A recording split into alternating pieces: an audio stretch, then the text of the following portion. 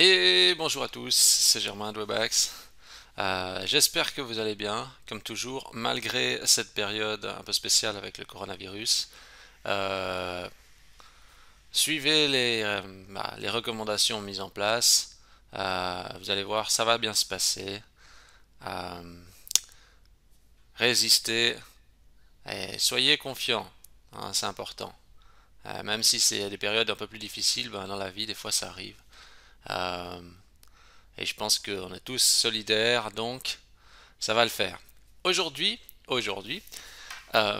va voir si votre PrestaShop il a un bon référencement ciblé.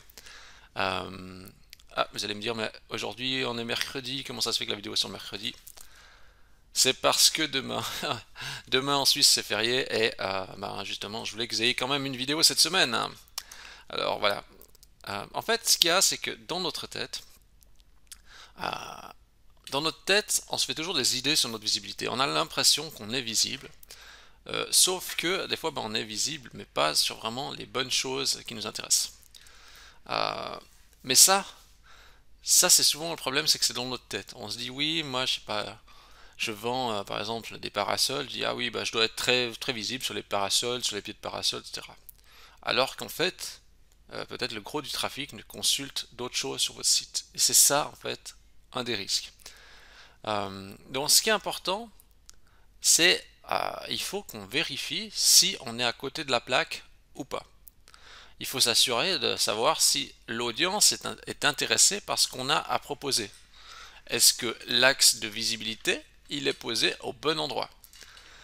Euh, Ce qui est important, c'est que posez-vous la question, dire ok, mais qu'est-ce que je veux vraiment vendre? Parce que sur une boutique, vous avez plein de produits, mais il y a certainement des choses que vous voulez vendre plus que d'autres. Il y a des produits où vous avez plus de marge, il y a des produits où vous avez plus de stock, il y a des produits où vous pouvez vous approvisionner plus facilement, et c'est certainement ces articles-là que vous voulez mettre en avant. Ou vous avez peut-être des articles plus chers. Imaginons, vous vendez des piscines, par exemple, et ce qui est le demandé le plus par vos clients, c'est un joint pour la piscine, par exemple. Enfin, ou justement, ce qui est consulté le plus par vos clients, c'est un joint pour la piscine. Alors là, ça se posait deux questions. C'est soit les gens ils veulent principalement des joints pour les piscines, donc peut-être il faut étendre l'offre sur la partie des joints pour piscine, ou c'est tout simplement peut-être que le reste n'est pas assez optimisé, qu'en fait vous aimeriez plutôt mettre en avant les piscines, mais que bah voilà sur la partie piscine, ben y a à revoir. Et que du coup vous avez que du positionnement sur les joints de piscine. Ouais, ça fait pas votre affaire, c'est certain. Euh, et donc pour se faire une idée de la situation de comment réagissent les clients à votre site et est-ce que votre référencement il est bien ciblé, eh ben le mieux c'est de passer par Google Analytics. Alors si vous n'avez pas Google Analytics, bah, je vous invite à créer un compte Gmail et à installer Google Analytics parce que sans ça, je vois encore trop de marchands qui consultent des statistiques du back-office de PrestaShop mais qui ne sont pas assez fiables. Donc vraiment, mettez Google Analytics si ce n'est pas fait.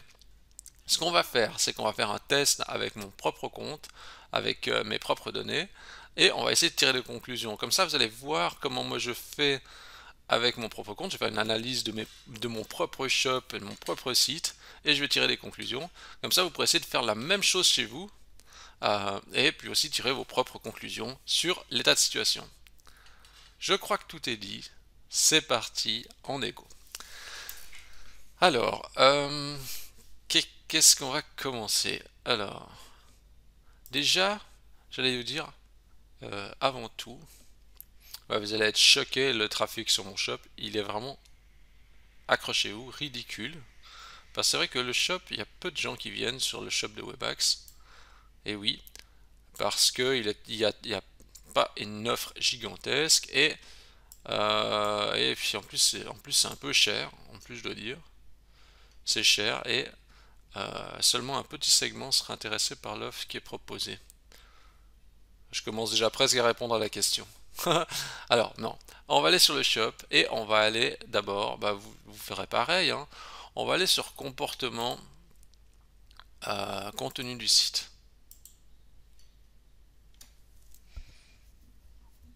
Je vais regarder sur ma partie commerciale hein, pour me faire une idée.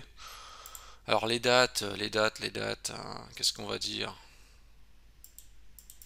Allez, ouais, je vais remonter sur une bonne année peut-être, hein. Comme ça, on regarde un peu de aujourd'hui, enfin du 1er janvier 2019 à aujourd'hui, puis on regarde un peu ce qui se passe. Alors, qu'est-ce qu'il nous dit là-dedans? Alors, euh, si je regarde, là on voit, en fait, on a les pages qui sont les plus vues, hein. Après, vous pouvez mettre sur une plus courte période, hein, si c'est pas assez clair. Bon, ben le shop, ben, c'est la racine du shop, donc ça c'est assez logique ben, que ce soit le plus vu. Et voilà déjà la première chose qui me dérange, c'est ça. Vous voyez, en fait, ce qui est le plus vu, c'est les modules utilitaires. Modules utilitaires, alors que moi, si on regarde dans modules utilitaires, j'ai juste ça. Et ce qui est plus consulté, c'est une catégorie qui est vide, avec un seul produit. Comment expliquer cela? En fait, il y a une explication, c'est que chez moi, par exemple, les clients, bah, il y a plein de gens qui viennent sur le blog, après ils disent, ah, il doit y a peut-être avoir un truc cool sur le shop, ils vont dans le shop, ils disent, ah, qu'est-ce qui pourrait être sympa? Bon, ben, module de paiement, bah ouais, non, ça m'intéresse pas, pour la Suisse non plus, pour Winbiz, non, bah, ouais, module utilitaire, il doit y avoir des trucs cool. Ils vont là-dedans et disent, il n'y a que ça, c'est nul. C'est un peu ça, c'est un peu ça qui se passe. Pourquoi? C'est parce que, en fait, mon audience désire autre chose que ça. C'est pas ce qu'ils veulent. La plupart de mon audience ne veut pas ce que je propose sur le shop.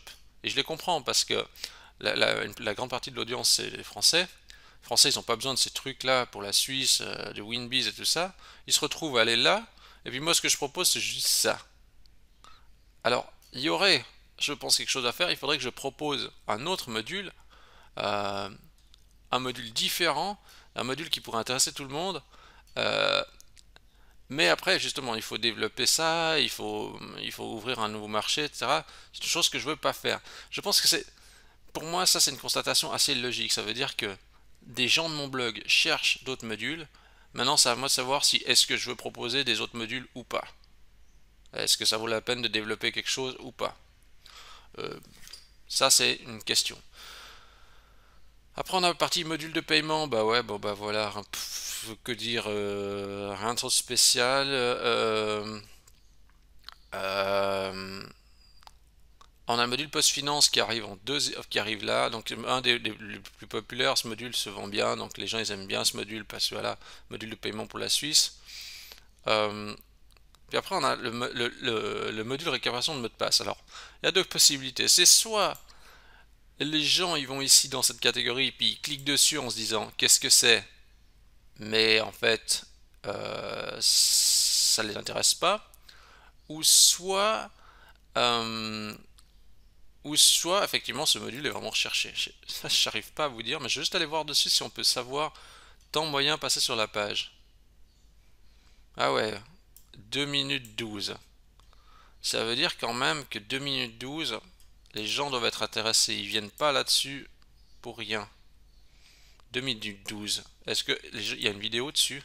Ah, il se pourrait que les gens regardent la vidéo sur la page produit. Ouais, c'est marrant, elle dure combien de temps? Ah ouais, ça pourrait concorder, vous voyez. Alors, enfin bref, là c'est un peu début d'analyse pour diagnostiquer un peu la situation. Euh, mais c'est vrai que la partie utilitaire, typiquement, on voit ici qu'il y a un manque là-dedans, il y a une lacune, quoi. Après, il faut pouvoir se poser la question si on veut corriger ça ou pas. Le problème ici, c'est qu'aujourd'hui, le marché des modules est tellement mouvant que développer des modules pour potentiellement vendre, c'est pas intéressant. Alors, je vous dis juste, hein, regardez enfin, entre parenthèses, vous voyez, pour moi, c'est plus avantageux. Alors, de trouver un ou deux clients, ça veut dire que sur un visiteur ou deux visiteurs, ils achètent ça. C'est bien plus rentable pour moi que de faire des modules à 30 euros puis en vendre beaucoup. Plus facile de vendre des choses plus chères. J'aime mieux vendre moins mais cher. C'est plus facile pour moi, c'est moins fatigant, et le client aussi il est content s'il a ce qu'il veut pour le prix qu'il est d'accord de payer aussi. Euh, on va faire la même chose sur moi comme j'ai le site aussi, on fait la même chose sur le site, on regarde aussi contenu du site, on va aller regarder sur le site de Webax pour se faire une idée sur aussi qu'est-ce, quel est l'état de situation. Alors, on va regarder, on fait la même chose, puis on va essayer de tirer aussi une conclusion. Donc il faut que vous fassiez pareil, hein, vous faites la même chose. Il n'y a pas de réponse exacte, hein, il faut faire une interprétation un peu. Alors, qu'est-ce qu'on voit dans les pages les plus vues? Dans les pages les plus vues, ah ben, alors il y a le blog, bah ouais, bah ça c'est normal parce que les gens ils aiment bien aller là-dedans parce que bah ils vont aller voir un peu tous les billets, normal. Deuxième billet le plus vu, problème d'actualisation. Alors comment expliquer? Alors j'aime, ça me fait rire parce que le deuxième billet le plus vu c'est un billet qui parle de problème. Et en fait, c'est parce que je sais que j'ai fait aussi, à un moment donné, il y avait pas mal de gens qui disaient ça marche pas, il y a ça qui va pas. Et moi je disais, bon bah ok, bah vous allez regarder ce billet, ça sera peut-être la solution. Et j'ai l'impression que le fait d'avoir fait ça pousse en avant ce billet, parce que quand on a des problèmes d'actualisation ou des problèmes d'affichage, je conseille de lire ce billet, parce que des fois il y a beaucoup de gens qui n'ont pas passé par ce billet. Bon, c'est pas forcément le billet que je voulais qu'il soit le plus visible. Le deuxième, là, que je vois, c'est module PrestaShop gratuit.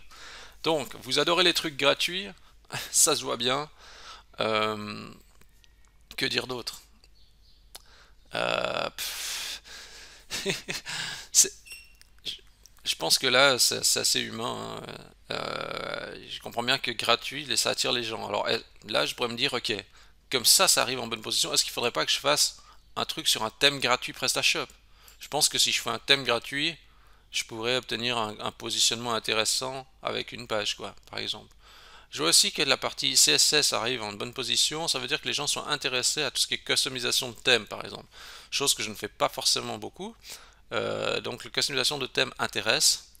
Je vois aussi que, à ma grande surprise, je vois que PrestaShop 1.7 de A à Z, la catégorie est cliquée, alors qu'en plus elle n'est pas très visible. Vous voyez, la catégorie se trouve ici. PrestaShop, il est où? Ici.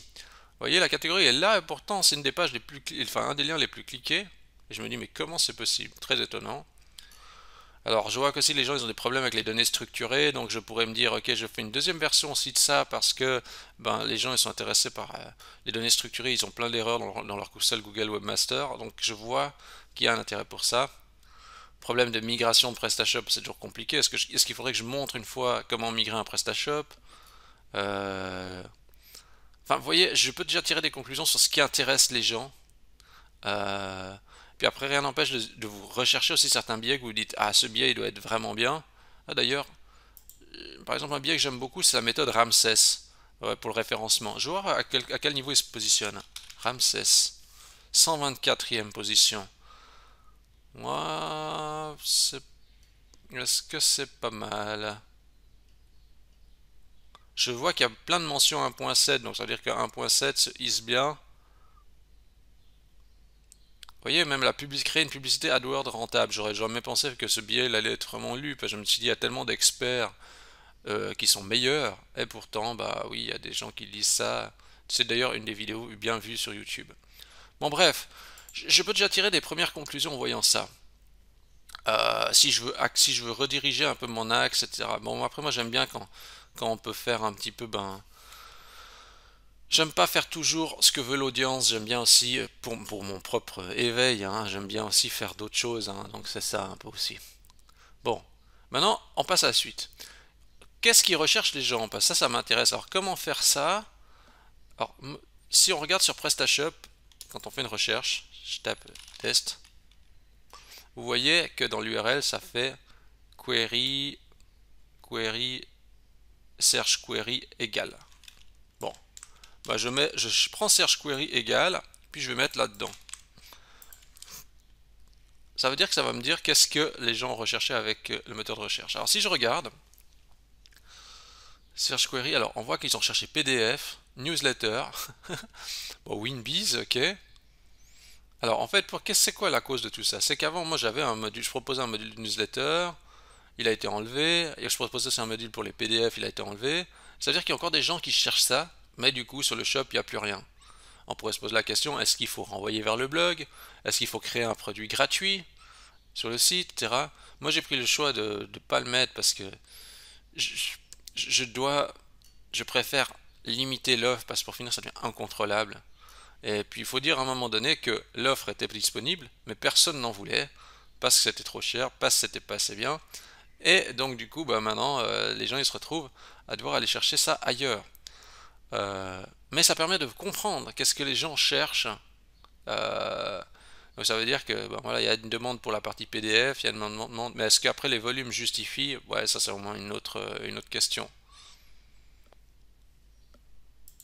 Quoi qu'il en soit, c'est intéressant de voir, juste en mettant ce tag dans la recherche, là bah, vous pouvez trouver, enfin, vous mettez le tag de recherche dans la recherche et vous pouvez trouver justement qu'est-ce qu'ont tapé vos clients. Je vais faire la même chose sur le blog. Alors sur le blog, j'ai juste testé. Bon, déjà le moteur de recherche il est mis à un endroit. Mais franchement, même moi je suis pas fan où il est mis. Après, mais oui, il faut bien que je me critique un petit peu quand même. Je trouvais facilement du contenu, mais en tout cas, c'est vrai que le moteur de recherche il est vraiment un endroit pas possible. Alors, je vais chercher comme ça, hop. Je vais peut-être mettre comme ça, hop. Voilà. Je vais rechercher ça ici. Je vais voir ce qu'est-ce qu'il nous dit. Est-ce qu'il trouve quelque chose? Non, il trouve rien. Peut-être c'est parce qu'il trouve pas, parce que je fais comme ça. J'essaie de faire comme ça alors. Ouais, je vois qu'est-ce qu'ils cherchent les gens. Alors ils cherchent CMS, ils cherchent menu, ils cherchent des newsletters, fiches produits, etc. Slider, CAPTCHA. Voilà. Alors par exemple là je vois une idée, je me dis ah ouais, ça c'est un truc que j'ai pas trop abordé, le CAPTCHA, mais il y a des gens qui cherchent. Donc je me dis ah ouais, peut-être qu'il y a quelque chose à faire avec la recherche. Enfin, si dans la recherche il y a déjà des personnes, 15 personnes qui sont tapées CAPTCHA, peut-être que si je crée un billet sur comment intégrer un CAPTCHA sur PrestaShop, je vais attirer plein d'audience. Faut pas que je dise comme ça, j'ai l'impression que ça fait vraiment un soifard. Mais vous voyez, en fait, c'est vrai que du coup, on peut se poser des questions sur qu'est-ce qu'on pourrait, sur quoi, sur quel axe on pourrait développer. Donc vous n'avez même pas besoin d'utiliser les statistiques de PrestaShop. Avec Google Analytics, vous arrivez à retrouver les pages grâce en mettant un petit tag comme ça. J'ai juste cherché la portion d'URL de la recherche, tout simplement. Bon, maintenant on va jeter un coup d'œil quand même à l'acquisition. On va regarder l'acquisition et euh, on va voir dans les, bon, on va regarder dans la vue d'ensemble peut-être. Vue d'ensemble. Peut-être même qu'on va regarder. Alors ici sur le shop, on voit qu'on a beaucoup d'accès direct. Je pense que c'est lié au blog parce que le shop lui-même n'est pas vraiment, je pense, très très visible dans Google. D'ailleurs l'organique, donc les résultats naturels, donc par la recherche naturelle de Google, je crois qu'on arrive moins. Je vais juste faire la même chose ici sur l'acquisition. C'est vrai que le shop, lui, les gens le visitent parce qu'ils sont sur le site, tandis que le site, lui, ben on voit, il est plus visité par le trafic organique. Alors, comme c'est surtout le trafic, le site principal qui va drainer le trafic, il faut se calquer un peu sur lui quand même. Si en fait, est-ce que c'est bien ce que je fais? J'ai envie de dire non. Non, non, ce n'est pas bien ce que je fais. Regardez, mon trafic organique représente 82%. Ça veut dire que les gens, ils arrivent principalement sur le site en tapant des requêtes depuis Google. C'est super. Le problème, c'est imaginons un jour j'ai une grave sanction de Google parce qu'ils m'aiment plus. Ça veut dire que je perds 82% de mon trafic, ce qui n'est pas une bonne chose. En fait, il faudrait que je répartisse, ça veut dire que je mette, voilà, peut-être 25% sur la partie organique, 25% sur la partie euh, par exemple payante, la publicité payante, un peu plus sur les réseaux sociaux, peut-être en faisant aussi de la pub payante via les réseaux sociaux. Voilà, ça serait ça la combinaison idéale, répartir le diagramme. Là, le référencement naturel, il est dominant, ce qui est super, mais qui est un mauvais choix en prise de risque, quoi. Alors, regardez aussi chez vous comment se présente le diagramme. Est-ce qu'il est bien réparti ou est-ce qu'il y a une partie qui bouffe tout le reste, quoi. Et si ça bouffe tout le reste, euh, d'abord, on ne dit pas bouffer, on dit si ça absorbe ou si ça domine tout le reste. Eh bien, faut se poser la question si on veut répartir. Moi, je dis, ok, je prends le risque, je dis, bah voilà, je fais comme ça me convient. Mais concrètement, ici, en faisant ça, je dois être conscient que je prends du risque. Euh, Maintenant, on va aller regarder un petit truc aussi dans l'audience. Je vais aller regarder dans l'audience et je vais aller regarder dans les données géographiques. Parce que c'est important, données géographiques, zone géographique. C'est très important d'aller voir ça parce que faire venir des gens et tout ça et avoir du trafic c'est super, mais encore faut-il que ça concorde avec ce que vous voulez faire. Alors ici, à nouveau, c'est pas ce que je recherche. Ce que je suis en train de faire n'est pas vraiment ce que je recherche. Vous voyez, alors, je remercie un million de fois tous les Français qui regardent mes contenus, etc.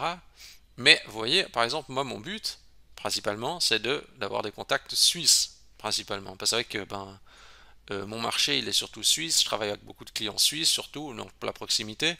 Mais en fait, ce que je constate, c'est regardez, mon marché, en fait, moi, en fait, je fais tous ces efforts seulement pour 8,4%. Ça, je veux pas dire que ça m'intéresse pas, je suis toujours très content. Mais vous voyez, en fait, ça, c'est pas pour moi une tranche client directement exploitable parce que c'est hors de mon pays et tout ça. Donc, et ça, des fois, c'est valable aussi pour les commerçants suisses, par exemple. Les e-commerçants suisses qui ne vendent pas en France. Ils se retrouvent avec, par exemple, 72% de trafic bon pour la corbeille parce qu'ils ne pourront pas vendre à ces personnes. Parce que les frais de port, c'est trop élevé, parce qu'on est plus cher qu'ailleurs, etc. Vous voyez? Du coup, on se retrouve qu'avec ça. Ça, c'est... Et ça, c'est un vrai problème, typiquement. Vous voyez, je vais voir ici. Alors, nouveau. Juste aller voir. Euh, qu'est-ce que. J'étais où là? Audience. Euh, contrôlons. Alors, si ici c'est pareil sur le shop. Est-ce que c'est aussi marqué que ça? 20% de Suisse. Ah, il y a plus de Suisse sur le shop. Bon, j'aime mieux ça. non, non, mais c'est vrai que c'est complètement. Enfin, la disproportion est gigantesque. Mais ça veut bien dire que vous allez me dire oui, mais alors pourquoi tu fais rien si ça va pas? Je fais rien parce que aujourd'hui, enfin, en étant comme ça, ben ça va quand même. Donc je veux dire, je suis pas encore au stade de me dire au secours, il faut que je trouve une autre stratégie parce que cette stratégie malgré tout convient très bien.